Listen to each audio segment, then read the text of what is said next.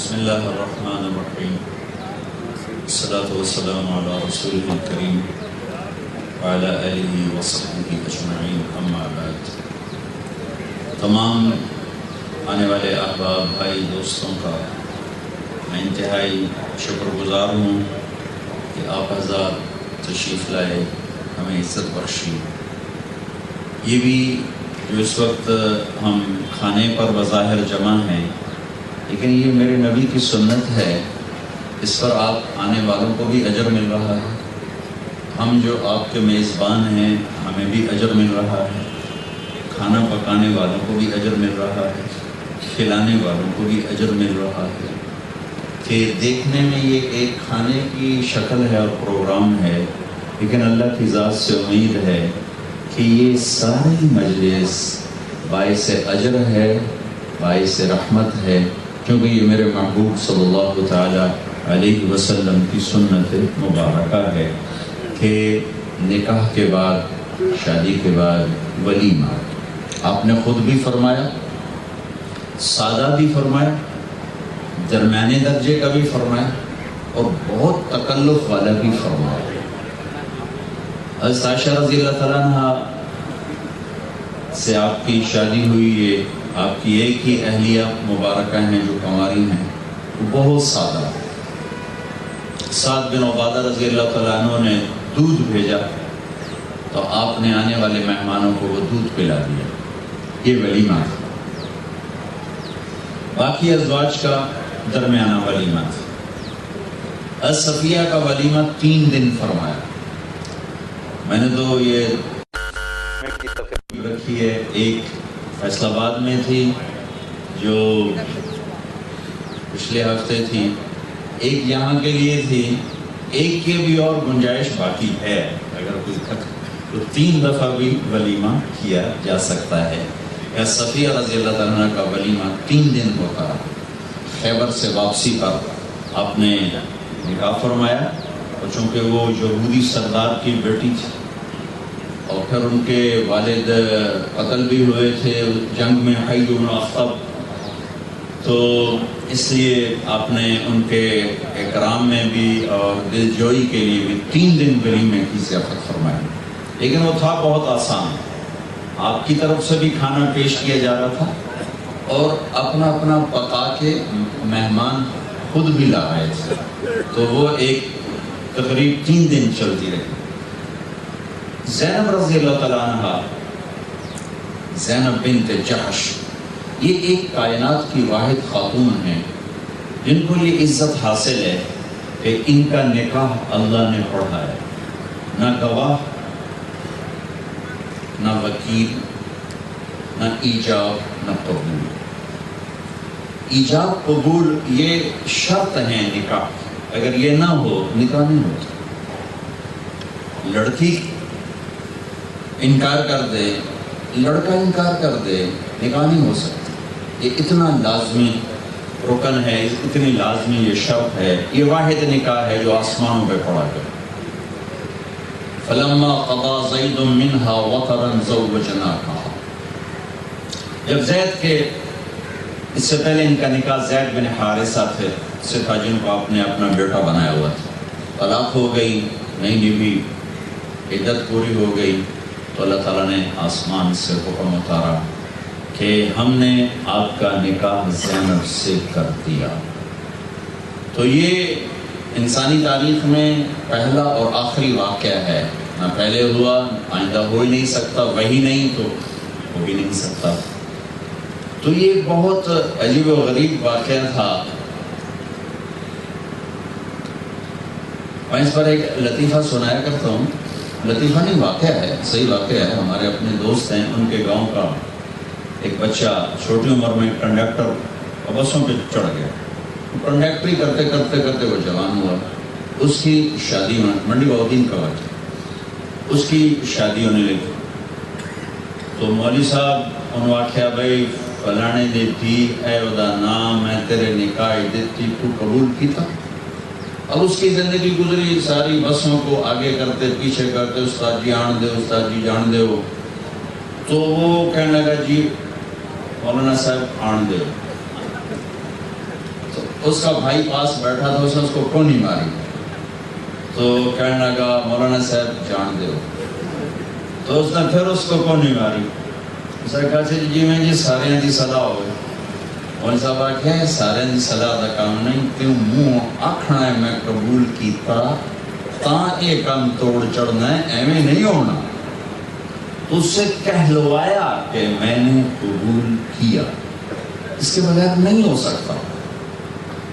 لیکن یہ ایک واحد نکاح ہے، آسمان سے وحی آئی تو آپ مسکرا کر، آپ مسجد میں دیکھا ہے کوئی زینب کو خوشخبری سنائے کہ اللہ نے میرا اس سے نکاح کر دیا. تو اس ولیمے میں بڑا اہتمام کیا گیا اور سارے مدینے کو کھانا کھلایا. میں نے تو 500 آدمی بولا، مدینے کی آبادی 5000 یا آپ کی طرف سے سب کو دعوت کیا کھاؤ.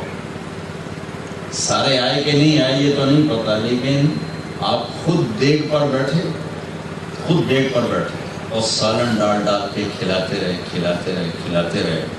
تو ایک دیگ سارے مدینے والے کھا گئے، دیگ اومے پہ آئی. یہ آپ کی برکت تھی. ایک دفعہ خندق کی جنگ میں جابر بن عبداللہ آئے بیوی کے پاس، کچھ کھانے کو ہے، کہنے کہ یہ بکری کا بچہ ہے، 4-5 سے گوشت نکل آئے. تو وہ بھاگے گئے، یا رسول اللہ میں دیکھ رہا ہوں آپ کے چہرے پر بھوک کے آثار، تو میں نے چھوٹا سا بکری کا بچہ ذبح کیا ہے، آپ اپنے ساتھ 10 آدمی لے کر آ جائیں تو کھانا کھائیں. تو آپ نے اعلان کیا بھائی خندق والو، جابر نے تمہاری ضیافت کی. خندق والے کے 1000، 5 سر گوشت 1000 میں کتنے پورا، انہوں نے پیر پٹ ہی گیا. تو اللہ کے نبی کو اندازہ ہو گیا، آپ نے کہا وہ بھاگے کہا سنو جب تک میں نہ ہوں ہانڈی چولہے سے نہیں اتارنی. اب سب کو لے کے پہنچ، جب وہ ہانڈی پکنے پر آئی تو آپ نے اس میں اپنا تھوک ڈالا، پھر اپنے پاس رکھوائی، اور جو رات تھی آٹے کی اس کے اوپر کپڑا ڈلوا کے 2 عورتوں سے کہا نیچے سے پیڑے نکالو اور بنا کے روٹی تھپتی رہو.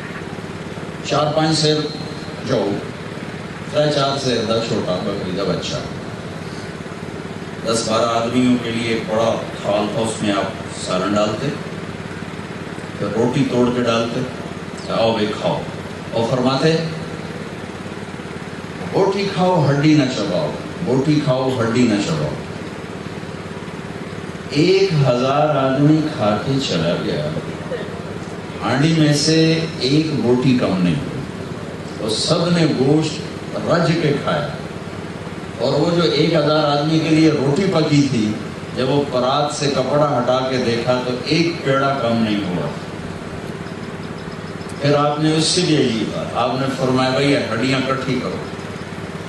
تو ہڈیاں کٹھی کی، ان کو آپ نے جمع کیا، تو اور پیالے تھال پر ہاتھ رکھا اور کچھ پڑھنا شروع کیا. پڑھتے رہے. ایک دم دیکھنے والوں نے دیکھا کہ بکری کا بچہ تھال میں کھڑا ہوا تھا.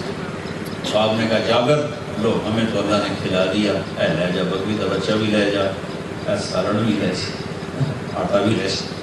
جب بچے کو بکری کے بچے کو کان سے پکڑ کے گھر میں آئے تو ان کی بیوی ایسے ہو، یہ کیا ہو، اس کو تو ابھی ذبح کیا تھا، یہ کدھر سے آ گیا؟ اللہ کے نبی کی دعا سے دوبارہ زندہ ہو گیا. تو یہ ایک پرتکلف ولیمہ ہوا. آپ نے اپنی 4 بیٹیوں کی شادی فرمائی، 3 کی بہت سادہ اور سب سے چھوٹی حضرت فاطمہ رضی اللہ تعالیٰ عنہ کی بہت پرتکلف، پورے تکلف کے ساتھ. آپ نے فرمایا ما زوجت وما تزوجت الا بوحی من السماء جاء به جبرائیل. میں نے جس عورت سے شادی کی، یا جس لڑکے کو، مرد کو میں نے اپنی بیٹی دی، آسمان سے پہلے جبریل وحی لے کر آئے، پھر میں نے قدم اٹھایا. پھر آپ نے فرمایا کہ میں نے جس عورت سے شادی کی یا میری بیٹی سے جس مرد نے شادی کی، میرے اللہ نے مجھ سے وعدہ کیا ہے کہ ان میں سے کوئی جہنم میں نہیں جائے گا، سب جنت میں. سب جنت سے۔ تو آپ کے بڑے داماد ہیں ابو العاص رضی اللہ تعالیٰ عنہ، اور ان سے چھوٹے داماد ہیں عثمان رضی اللہ تعالیٰ عنہ، جن کو اللہ تعالیٰ نے یہ شرف بخشا کہ ان کے نکاح میں 2 بیٹیاں آپ کی ہیں۔ پہلے حضرت رقیہ، ان کے بعد ام کلثوم، ان کے انتقال پر آپ نے فرمایا اگر میری 100 بیٹیاں ہوتی اور وہ عثمان کے نکاح میں دیتا اور مرتی تو میں ایک ایک کر کے 100 کی 100 عثمان کے نکاح میں دیتا۔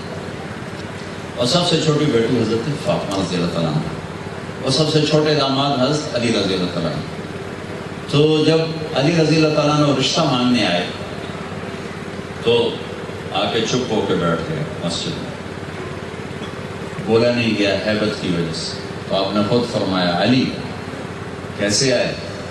خاموش۔ آپ نے کہا فاطمہ کے رشتے کے لیے آئے ہو؟ جی۔ تو آپ نے کہا انشاءاللہ، صرف انشاءاللہ۔ آپ اٹھ گئے، حضرت علی بھی اٹھ کے باہر نکلے تو کہنے لگے بھائی انکار ہو گیا۔ صحابہ نے پوچھا انکار کیسے ہو گیا؟ کا کچھ جواب ہی نہیں دیا۔ تو عبد الرحمن بن عوف کہنے لگے کچھ کہا تھا؟ کہا انشاءاللہ کہا تھا۔ کہا تو بس انشاءاللہ نبی کا ہاں ہی ہوتا ہے کہ ہو گیا۔ اچھا یہ ہاں کیوں نہیں کی؟ یہ آگے اب میں بتاؤں۔ آپ گھر تشریف لے اور جناب فاطمہ رضی اللہ تعالیٰ عنہ سے پوچھا بیٹی تیرے نکاح کا پیغام آیا ہے علی کی طرف سے، ہاں کر دوں؟ جبکہ میں پہلے حدیث سنا چکا ہوں کہ پہلے آسمان سے حکم آیا اور پھر قدم اٹھایا۔ اس کے باوجود بیٹی سے پوچھا جبکہ انہوں نے انکار کرنا ہی نہیں تھا، پھر بھی پوچھ کر یہ پیغام دیا کہ یہ بچے بچی کا حق ہے، ان سے پوچھ کے والدین یہ قدم اٹھایا کریں، ورنہ میں نے گھروں کو اجڑتے دیکھا ہے کہ ماں باپ ضد کر دیتے ہیں کہ ایسا کرنا ہی کرنا ہے، تیری نبھے تے بھاویں نہ نبھے، ایسا ہی کرنا ہے، تو اپنی کرنی تے جا، اپنا سر لے جا۔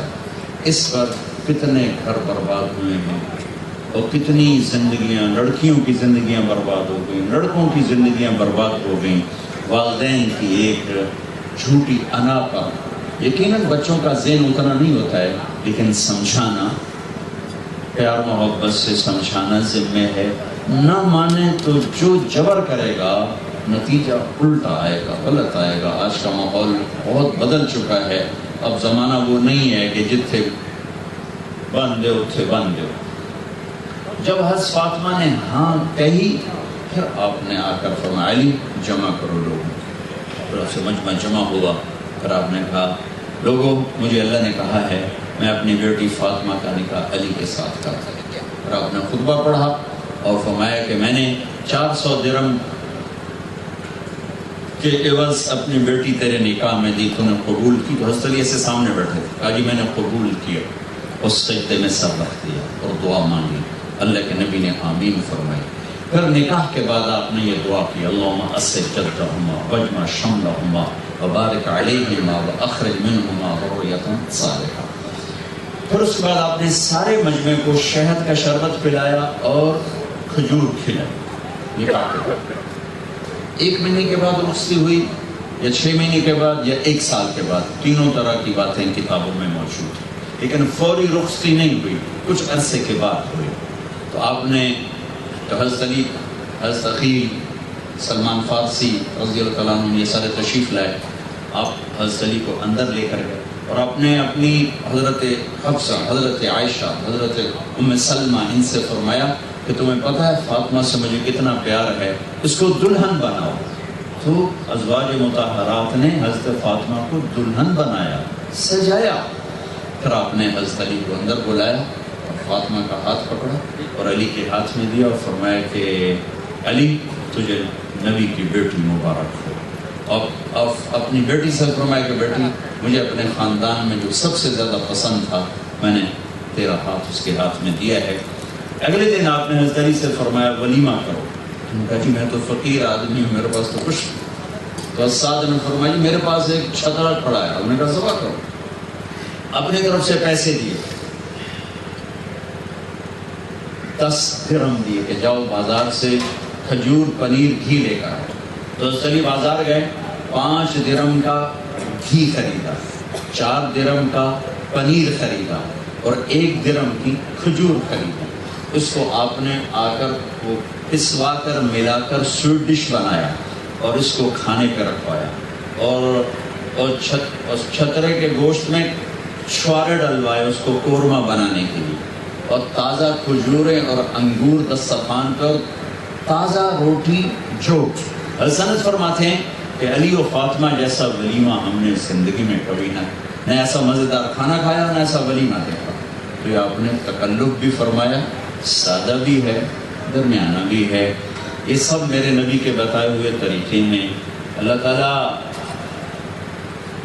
نے نسل انسانی کو باقی رکھنے کے لیے نکاح کا حکم دیا, اور نکاح کو باقی رکھنے کے لیے اچھے اخلاق کا حکم دیا.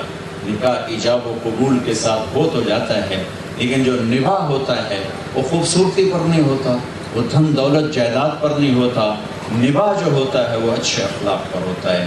کہ لے جانے والے کسی کی بیٹی کو لے جا رہے ہیں تو اس کو اپنی بیٹی بنا کے رکھیں, اور جانے والی بھی وہ اسے اپنا گھر سمجھے. تو جان بین سے جب محبت ہوتی ہے تو گھر آباد ہوتے ہیں, جب جان بین میں نفرت پیدا ہوتی ہے تو گھر اجڑ جاتے ہیں.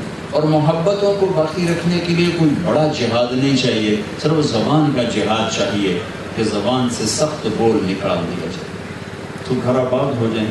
اگر زبان کا بول سخت ہوگا تو ٹوٹ جائیں گے گھر.